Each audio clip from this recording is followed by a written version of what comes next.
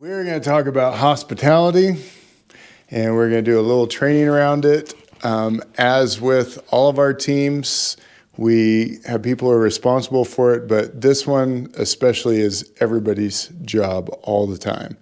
So we're going to talk about just a mindset and some things to look for, and we're going to put it around alliteration. Mm-hmm. Oh, I know. So, yeah. So first of all, my first question is this.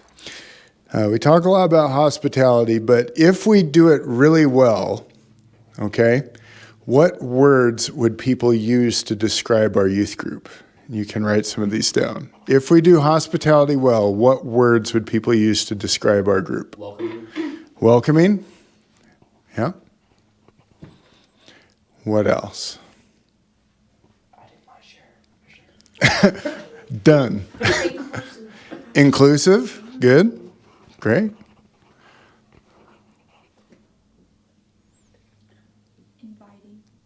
Inviting. These are big words, guys. Smaller words. I could think of some small words. Loving. Loving. Caring. Caring. You need to stop it. Maybe warm. Fuzzy. Don't write that down. Don't write that down. Intentional. Cold-blooded. Intentional. Midget loving. Don't write that down. We're recording this. Laura. We need some duct tape. Editing. What else? Friendly. Friendly. Yeah. Good. I guess that would have been good. Yeah. That makes sense. What? Free food. No. Nice. Free. Nice. Yeah. Church bucks.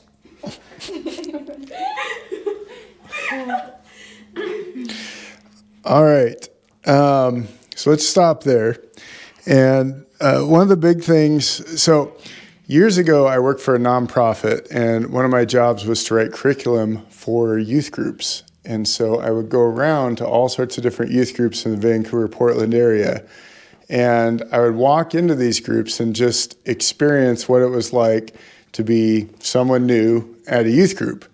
Now, they forced me to dress up like a vacuum salesman, and that was kind of awkward, especially at youth groups, because here I am like this 35-year-old vacuum salesman coming in.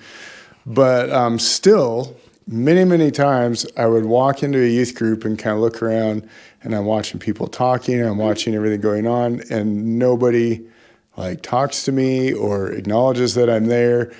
Maybe they would all be hanging out, and then they just all go somewhere. And I was like, oh, okay, I guess we'll go there, or I didn't catch where they went or something like that.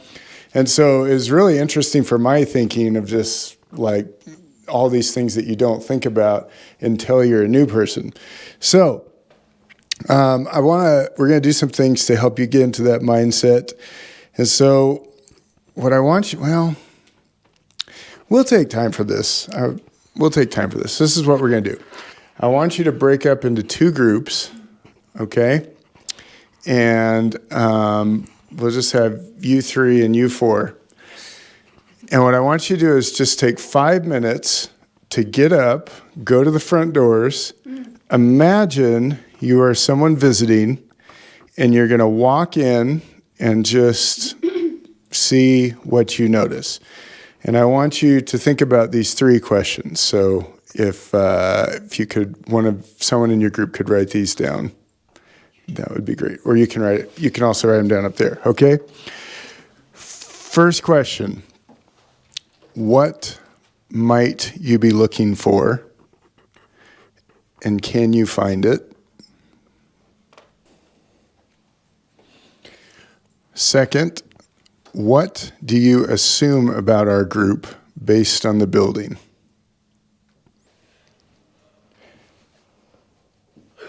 And third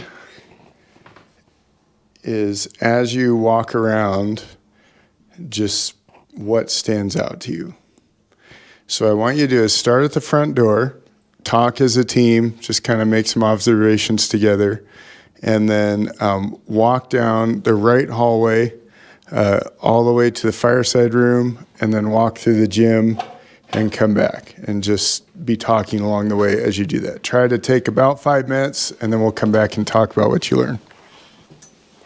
So what might you be looking for, and can you find it?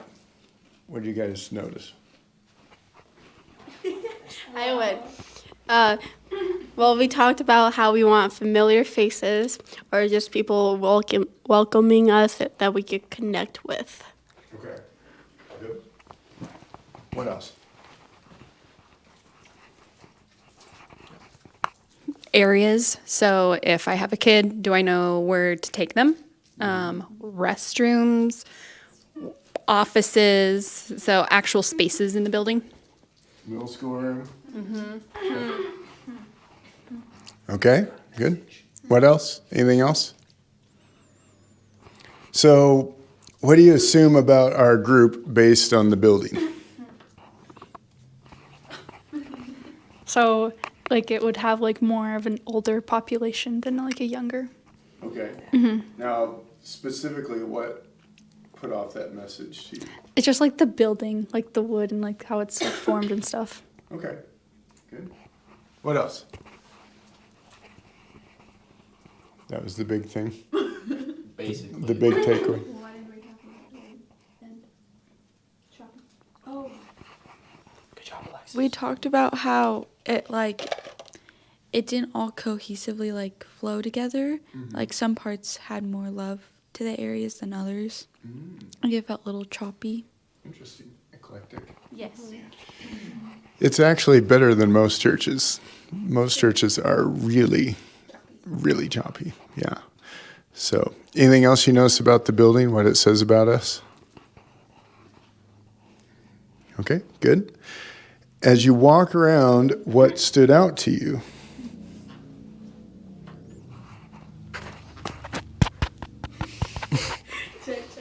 The starship and the rock star thing. Okay. What did you think about that? That they probably do some pretty big events to have those things. Okay, good. It wasn't in the news. What else? The pianos by the entrance. Oh, what did you think about that when you noticed that? I just thought it looked cool, like two pianos on both sides. So you thought that was a plus? Yeah. Okay, interesting. What else do you notice? There are certain areas that are very low lit, low lighting, and abandoned, like the coffee shop, where it's like if you come in the middle of a service or a middle of a time where things are happening, like nothing's happening there. Yep. That is true. RJ worked here for 4 or 5 months before he knew that we had a coffee shop in the building. What else? What do you notice? Do you know all of you guys have things in your houses that if I said, hey, what about that umbrella in the corner? You'd go, there's no umbrella in the corner. And I go, oh yeah, I saw an umbrella in the corner and it's really there. And the reason is that when you are familiar with a place, when you spend a lot of time there, you just lose sight of these things. They're just part of what it is. And that is part of the challenge. And so the first L in our alliteration is to look. Look. Yes, please. So you want to, Double O-L-L-K. and the idea is, hold on. The idea is to try to see the building through the eyes of a visitor every Wednesday. So every Wednesday, as we're getting ready, all of us are looking around, looking at the building and trying to see what it would look like through the eyes of a visitor. So one thing you might notice that I will often do is if the counter looks like that, I'll put it all behind the counter because I just don't want students coming in and seeing a big bouquet and a bunch of flyers and a thing for this and a thing for, it's just clutter. Yeah. So everybody is trying to look at the building through the eyes of a visitor, not through the eyes of someone who's already committed and doesn't really care what things look like, because it's more about, your friends and the community and your family and things like that. The second, well, hold on, let me.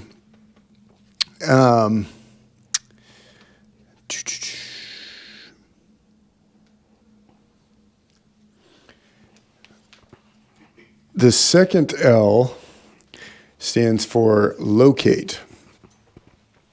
And what this means is that we need to locate people that we need to connect with, which in our group is fairly easy, because when you're under about 70 people, typically someone new comes in and everybody knows who they are, or 2 or 3 people are new, everybody knows who they are.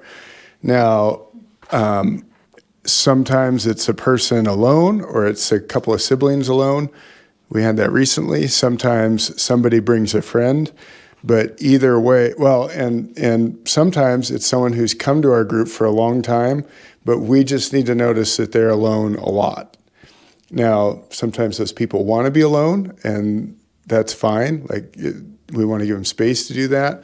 But I have noticed times where there's students that everybody considers a friend and they're important to the group, and it's just for whatever reason, people don't gravitate towards them, and so they end up in the corner alone a lot. And so our job is to constantly locate these people. So if someone brings a friend in, we need to meet them. We need to introduce ourselves. If somebody's sitting alone, we need to sit with them. If somebody is with a couple of siblings, we take it on ourselves to be the tour guide, right? And I was telling you about visiting youth groups. When I visited youth groups, there were a couple of youth groups where one person would come up to me and they'd introduce themselves and they'd just show me around, and that was a game changer. Like that one thing, because as soon as you feel like I have a person here with me that's like on my side, there's this like, okay, I'm good. Like, I'm not anxious anymore. I'm not wondering what's going on. And so we need to look for those opportunities. Now, when you locate people and talk to them, the idea is to match their energy. Okay? So what I mean by that is that if they're real quiet and reserved, don't be like, hey, how's it going? I'm Josh. Thanks for coming. And the opposite, sometimes people come in, they're real loud and enthusiastic, and like, hey, welcome. You match their energy. So if they're kind of quiet and reserved, then you're more gentle in your approach to talking with them. If they're more loud and boisterous, then you can be more energetic with them, but match their energy. So one way that you can practice this, we're not going to do it because of time, but you can partner up with someone, tell each other a story, and try to match their energy in how you listen to the story. And you can kind of play around with it. So you can like do a big boisterous story, and then you can try to have a lot of energy with how you're listening and asking questions, or be real quiet and reserved. So you guys can actually practice that. And by the way, it's a great skill to have throughout life and your career and college and making friends. It's helpful every time you're meeting someone new. Match their energy. Okay, any questions at this point? Good, we tracking? All right, the last L is that we like people. We like people. This is a tough one. Depends on the day. No, I know how to spell it. Depends on the day. Now, here's the thing. Youth groups have a lot of different agendas. And one of the most common agendas is to get students to open up. You see this a lot, like get them to be transparent, get them to share their story, get them. And I don't know if you've ever been to a youth group like this, but it can be a little uncomfortable, because it's like, hey, tell me about da-da-da. And you're kind of like, I don't know you. I don't want it to. Our agenda is to let people know that they're valuable and important to us. That's the vibe we want to put off, because they are valuable. They are important to us. It's not a marketing thing. It's not a manipulation thing. It's like they're so important to God, and so they should get a sense that they're important to us. That's the agenda. And that practically looks like people feeling like they're liked by our group. They walk away going, man, those students really like me. They really like me. And I think that's even a better word to use than love. Obviously, love is like deeper and more important and kind of encompasses all of it. Like is like the thing that you feel immediately that makes you want to come back and be part of a group. So just to give you some practical examples of being liked. So when we have youth group, what happens every week is that these circles develop, right? Different circles. Typically, there's certain friend groups that gravitate towards each other, which is cool. But a great thing to do is look for someone that needs to be brought into a circle. And one of the reasons why that's great is because when you're brought into a circle, you don't have to say anything if you're shy. You just get to feel included, and there's other people who will carry on the conversation. So it's not bad that we have groups of friends and groups of circles and, you know, people that gravitate towards each other. What's bad is when those groups don't bring outsiders in. That's when it becomes a problem. So if you are hanging out in a circle, someone's sitting over there like, hey, come on over, come stand with us. And that makes a big difference in making people feel liked. The other one is just being available to spend the whole service with someone. A lot of times we think in terms of making sure someone, you know, gets their hand shaken or gets greeted or something like that. Take it a step further. Sit with that person, you know, walk them to the gym, play a game with them, like where you're kind of buddy-buddy with them. If I see that happening, I or Josiah may try to put you on the same team, you know, to kind of like encourage what you're doing, what you're trying to do. And really what you're trying to do, again, is just make someone feel like they have a friend that likes them here. And that'll make a big difference. And that's one way that you can do it. So I had this girl, it was after youth group, and she came up to me and she's all mad about something. And she says, I don't think I believe in God anymore. I think I'm done with this whole thing. And I'm like, oh, heavy. What's going on? And she's like, well, I don't know. You know, I don't know about Christianity and I don't know about da-da-da. And well, as I talked to her and dug a little deeper into what she was feeling, what was actually happening was that she felt left out because nobody was inviting her to anything. So about 10 minutes later, it's probably a God thing, some girl came up and was like, hey, you want to come do this with us? And guess what? Now she likes God again. Now she, you know, her faith is fine. She's good with staying at the church and being a Christian. But, you know, one of the important things about our church is that we are visible evidence of God's love, the love of Jesus. And so when we show people we like them, they get a sense of how much God likes them. And that's where these things like hospitality become really powerful and really important in people's lives. Any questions at this point?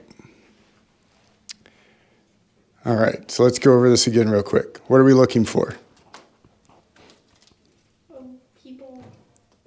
Nope. Look, what are we looking at? I'm glad I asked. People who don't have a group. That would be locate. Yeah. Looking around the church. Looking Yep. for like restrooms, you know, like the plants, like the flowers. Yeah, look at how the building would look to visitors. Yes, great. And locate. People. What kind of people? By themselves. By themselves. Need a friend. Need a friend, need to be part of a group. Non-transparent people. Yep. And like, what are some ways that we can show people that we like them? Include them? I mean, there are times, but I have Match your energy. there's a guy I met years ago that the first time I met him, he ran and jumped into my arms. like full on. I hate those kind of people. It wasn't in Redmond, trust me. Wait. Yep. Anyways, so yeah, if we can do these things really well, then we'll take our hospitality to the next level, and hopefully it will translate into more people wanting to come, more people getting excited to bring their friends because they know what they'll experience, more people hearing the message of Jesus, and more people staying and being involved in our community because they feel supported and appreciated here. All right? That's it. Thank you very much. We're done.